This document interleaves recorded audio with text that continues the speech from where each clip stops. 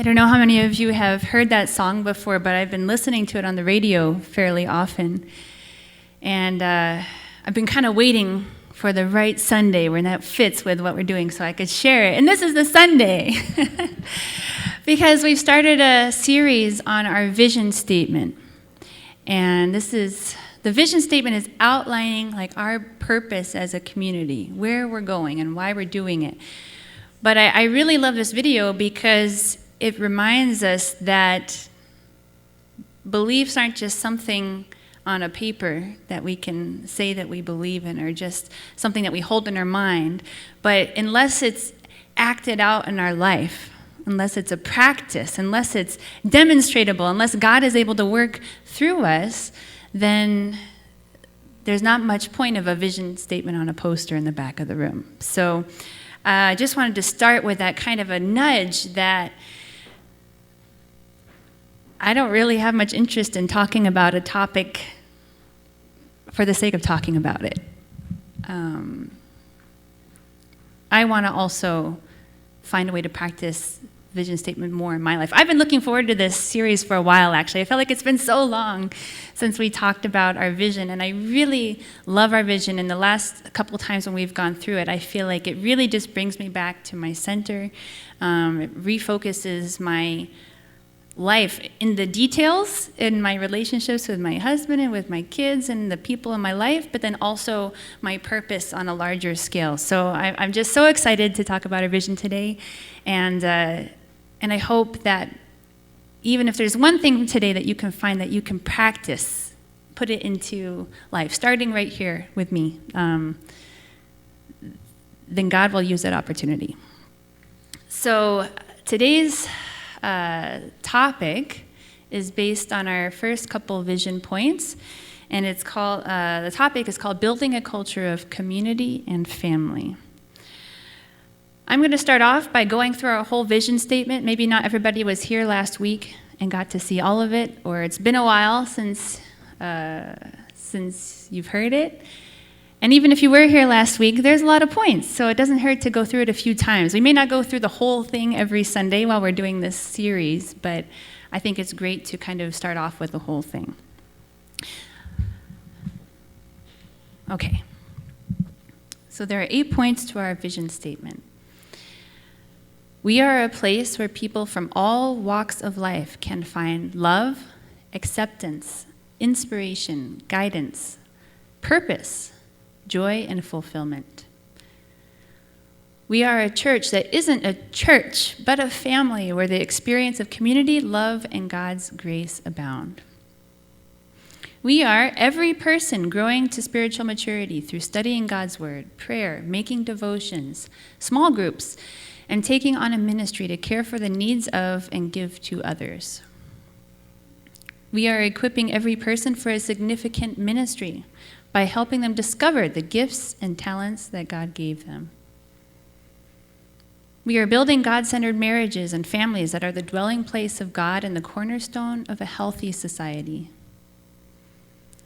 We are sharing with the people of the Denver area truth that has been hidden in the Bible until now, God's original purpose of creation, how humanity fell away from God, and our path to returning to God's ideal and dream.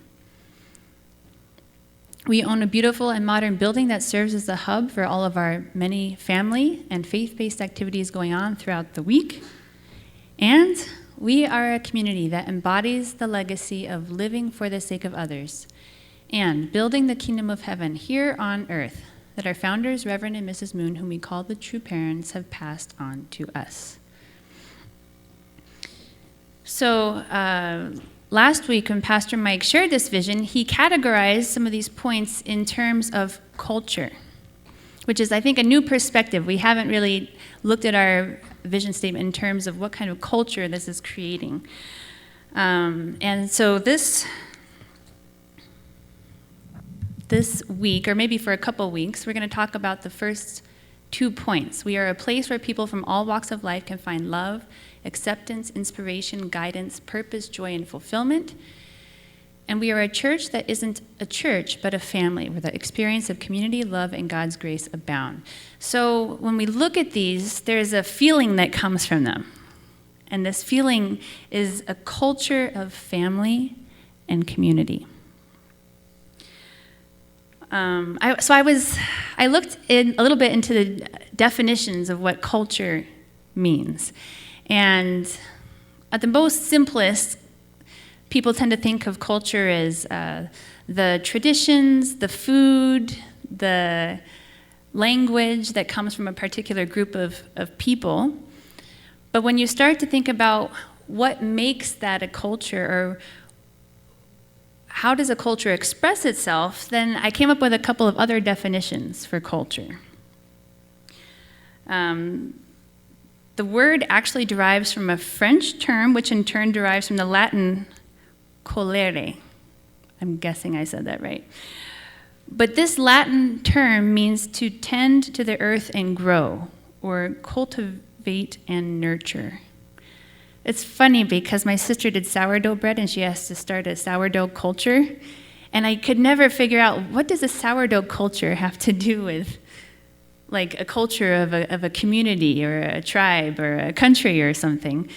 But when I look at it this way, it makes sense that you nurture and you grow something. In order to have a sourdough culture and create a beautiful risen loaf of bread, you need a culture.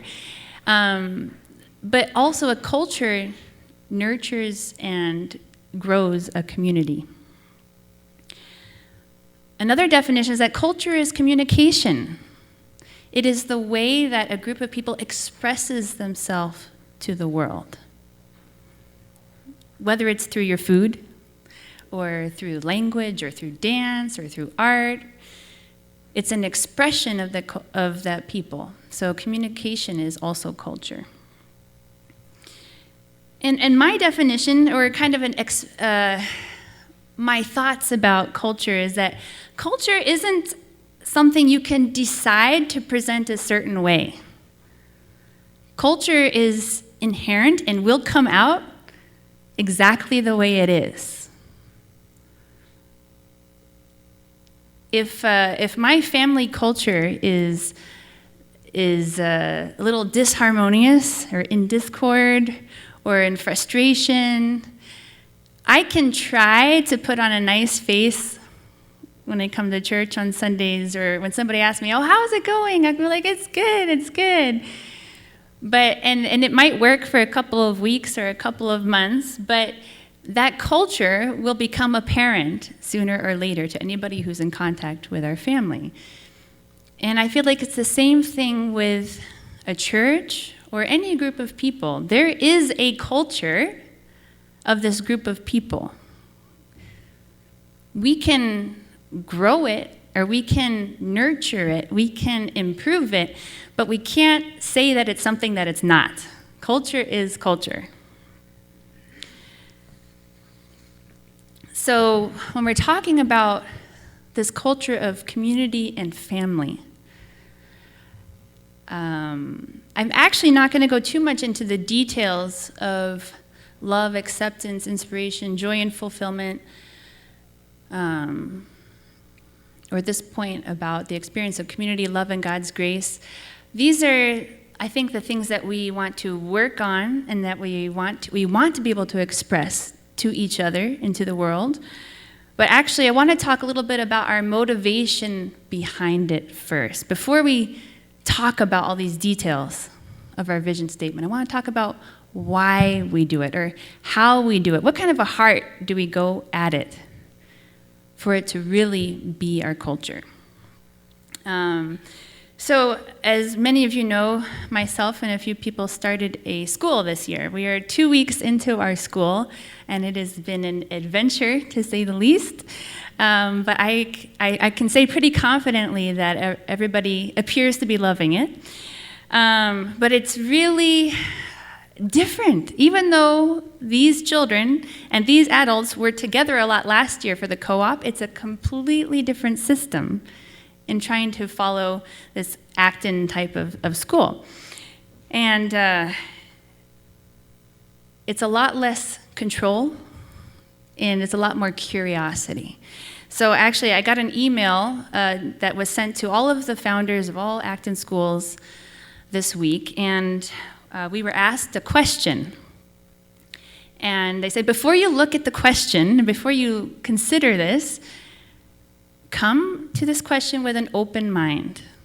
Don't come to it with a feeling of shame or a feeling of judgment towards others. Just come to it with curiosity. And the question was, why do we speak to our children? You might have interesting answers popping up in your mind, but the point is, what motivation do we speak to our children with? And then there was some, said, explore these possible reasons. Is it to ensure compliance? Is it to reassure ourselves? Is it to affirm our children? Is it because I want them to admire me? Is it to inspire them? Is it because I want to know them better? And I was really grateful that it was prefaced by come at this with curiosity and not it with shame or with judgment, because as soon as I read this email, one of my kids came up to me and they were arguing about something, and I was like, just stop. Just stop touching each other. You know, there's no problem if you're not touching each other. If you're touching each other, you're fighting. Just you go over there and you go over there. And I was like, I am totally ensuring compliance right now. This is the sole purpose for which I am talking to my children. But I realize I'm often trying to get my children to do something. I feel like it's the majority of my communication with them sometimes. And these days, the biggest thing is I want them to be nice to each other. When we're driving in the car, Mia and Annalise often sit next to each other, and Annalise likes to flop her leg over the side of her booster seat onto Mia's lap, and Mia's like, get off, why are you touching me? And then Annalise is like, why is your arm, you crossed the line, this is my side, but you were on my side. And so I'm like, okay, Mia, move over a seat. Then there's a whole seat between you, and they still manage to touch each other. Or between Mia and the boys. Somehow it usually involves Mia. But, we were watching the Great British Baking Show last night, and it's the semifinals, the last 4 contestants, and I'm really wanting to see who's going to, and the judges are coming out, and they're going to eliminate the last person. I'm trying to listen to what's going on, and the kids are like, get your foot off of my face, and just stop touching each other. So, but this question made me ask myself, am I just trying to enforce a result that I want to see? Or am I trying to inspire them to love each other, out of which a natural respect would come? And I realized that there might be other avenues that I can employ to see the kind of results that I want. And it doesn't necessarily mean forcing them to separate from each other. Because actually, I was thinking about it, if I'm consistently separating them and telling them that's the only way to solve their problems, that might be setting them up to want to be separate from each other in the future. Oh, this was my new thought yesterday. It never even occurred to me, but it kind of blew my mind. So, but the whole point of sharing this is, what is our motivation behind the things that we do? If we are a church where we want somebody who walks in the door for the first time to find love, acceptance, inspiration, guidance, purpose, joy, and fulfillment, I'm sure we can come up with the acceptable or proper words to say to them. Welcome! It's so nice to have you here today. Thank you for coming. These are the words we would say, right? But is my motivation in saying them to convince them to stay? Or I'm not doing a good job if I don't say it in the right way? Or is it, God is here waiting for you, and I'm so happy that you're here because this is a chance for God to do something in your life?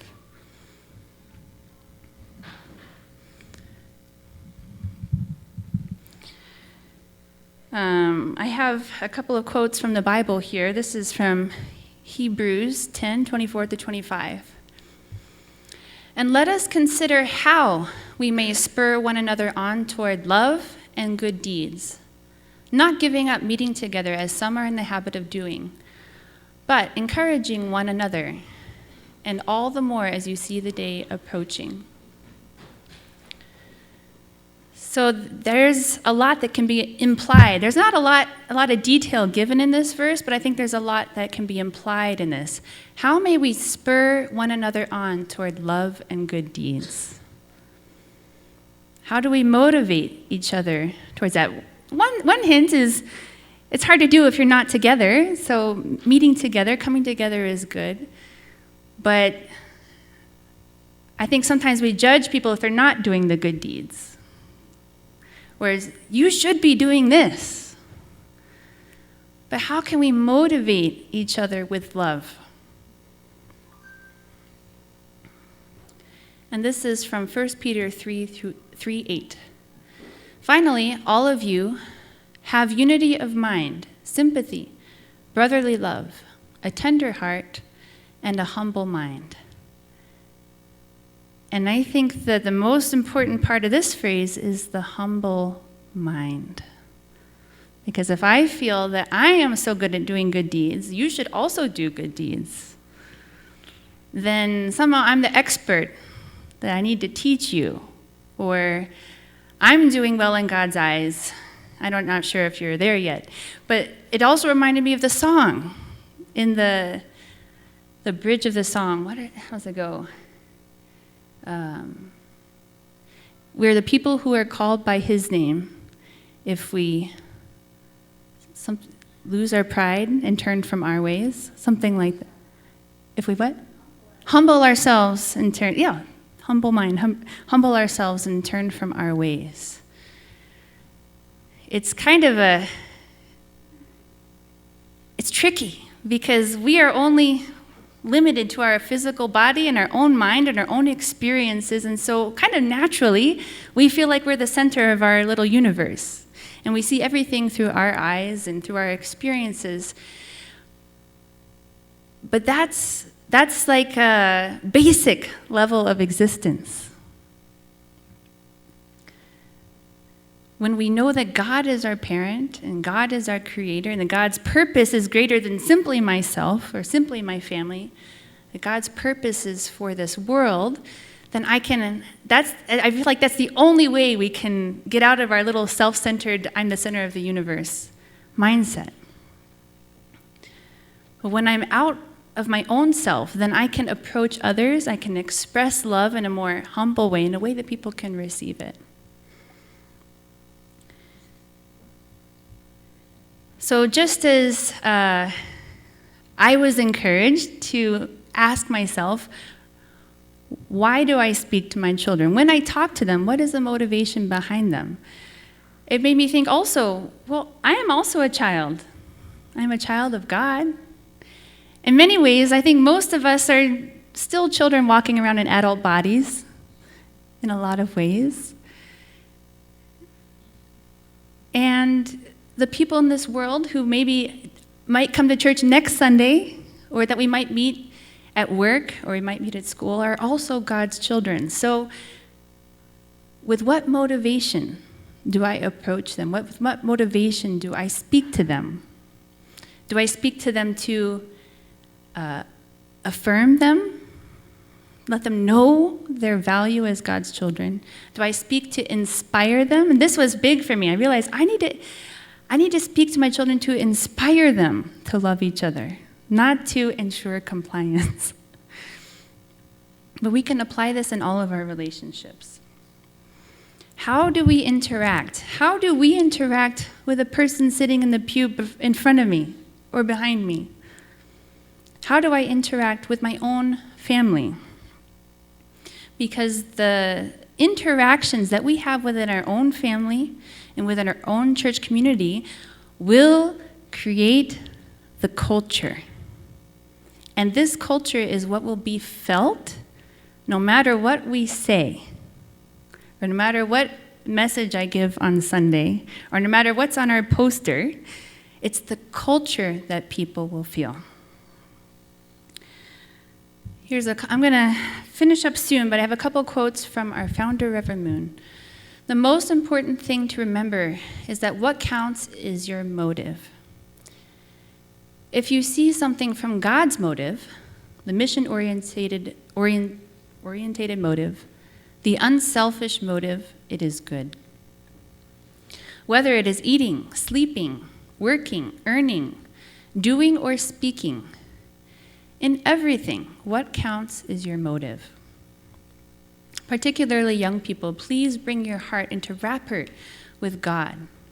Align to God's position and see things from his point of view. It's really the only way to not end up judging somebody. Because from our own vision, from what I can see in my spot, I'm usually the best. Or else, I shame myself. It's either I'm really awesome and I'm better than everybody else, or I'm terrible, I'm worse than everybody else. And I'm also failing to see God's love for me. So we have to see from God's perspective, or at least attempt to imagine what God's perspective is on my children, on my spouse, on my church community. And lastly, to think of things centered on ourselves is wrong. You must first of all become one with God. So I really am excited for this series. I really am excited to go into every point and to remind ourselves. You could see this as a vision that Mike and I created for our community, but I really feel that God's purpose is infused into each one of these vision points. And that when we reflect on them and we practice them, we find God's love in a more real sense in our life, and we become a channel of God's love to the people in our life. And that will create a culture that is irresistible. Right? Something I was thinking of last night was that God's culture is of absolute love. Unconditional, absolute, eternal, unchanging love. That is what is naturally already there from the beginning of time for all people. People have gotten in the way of that, and so people don't always experience that. But that is God's culture. And so I was thinking, it's not so much about creating a culture, it's actually more about just getting ourselves, my ego, my pride, my habits that I've created out of pain or frustration, taking those things out of the way, and God will work. I don't have to try to figure out how God loves to love. If I get myself out of the way, God will work. Because that is God's culture. God's love is like waiting there for everybody, and it's just removing the blocks. And sometimes I'm the block. But God's love and God's culture is just waiting to enter each person. So I'm excited to explore that and to share that more and to expand it more in our own community here. So please join me in prayer. Heavenly Parent, good morning. Thank you so much for a beautiful morning. It's coming close to fall, and many of us are starting a new project, starting school, starting new jobs, and as we are so busy in our lives, Heavenly Parent, I pray that we will not forget you, that you are our beginning, you are our end, and that you want love to be present in all of it, Heavenly Parent. You really are sad when we don't recognize how much you are loving us and how much you are loving our families and how much you are loving each person in this world. And I just pray that we can take the time to remove our own thoughts, our own pride, our own selfishness, so that you can find the way into the nooks and the crannies and the crevices of our hearts, Heavenly Parent. Thank you so much for continually loving and continually being patient with us, though we miss out on it many times. But we know that you're there for whenever we do open up our hearts to you, Heavenly Parent. Please be with each family here in this church community. I really pray that we can become better channels for your love to each other, to our own families, and then with practice that it can be shared with many people throughout our neighborhood and through Denver, and create ripples that will go across this country and this world. I offer this prayer in my name, Michael and Adonia Hentrick, Blessed Angel family. Amen, and not you. Thank you, everybody.